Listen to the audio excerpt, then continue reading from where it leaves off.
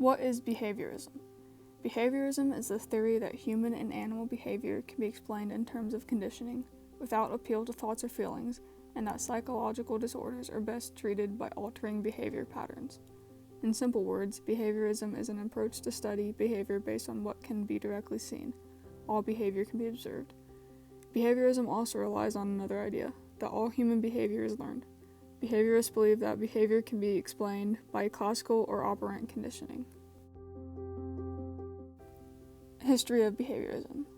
In 1863, Ivan Sechenov published his book, Reflexes of the Brain. This book introduced the concept of inhibitory responses in the central nervous system. In 1913, John Watson published his book, Psychology as a Behaviorist's Views. It outlined many of the main points of behaviorism. In 1920, Watson and his assistant, Rosalie Rayner, conducted their famous Little Albert experiment. In 1943, Clark Hull published his book, Principles of Behavior. 1948 through 1971 saw the publication of three more important behaviorist books, including Walden II, Review of Verbal Behavior, and Beyond Freedom and Dignity. Three basic assumptions of behaviorism. All behavior is learned from the environment. This emphasizes the role of environmental factors in influencing behavior to the near exclusion of innate or inherited factors. It also says that we learn new behavior through classical or operant conditioning, processes that lead to learning. And when we are born, our mind is at a blank state. The second assumption of behaviorism is that there is little difference between the learning that takes place in humans and that in other animals. It says that there's no fundamental distinction between human and animal behavior. Research can be carried out on animals as well as humans.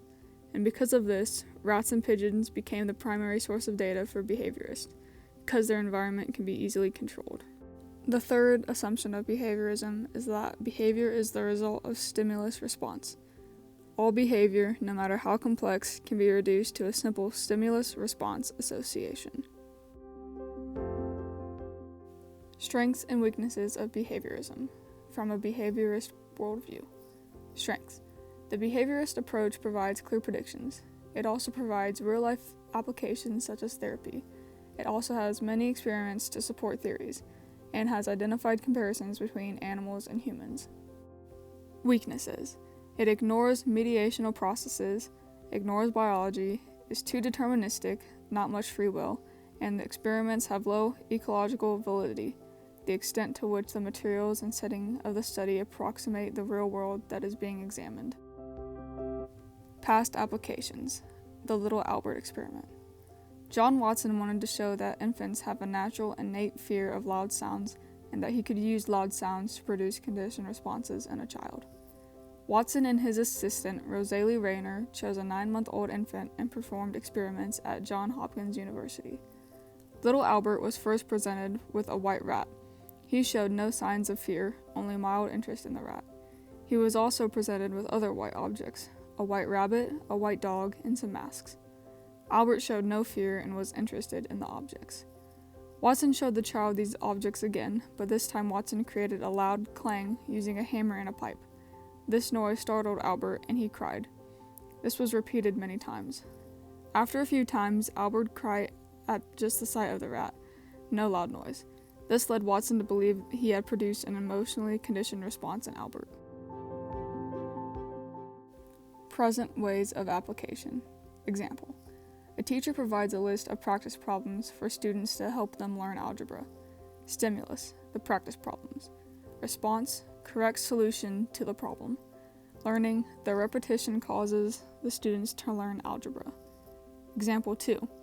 A computer program that teaches students to type rewards the students with tokens for each successful lesson, that after collecting enough, they can cash in for a cool prize. Stimulus, reward of tokens for proper demonstration of knowledge. Response, a feeling of accomplishment of getting closer to a goal. Learning, the repetition causes the student to learn to type, and the tokens help reinforce the proper demonstration of typing.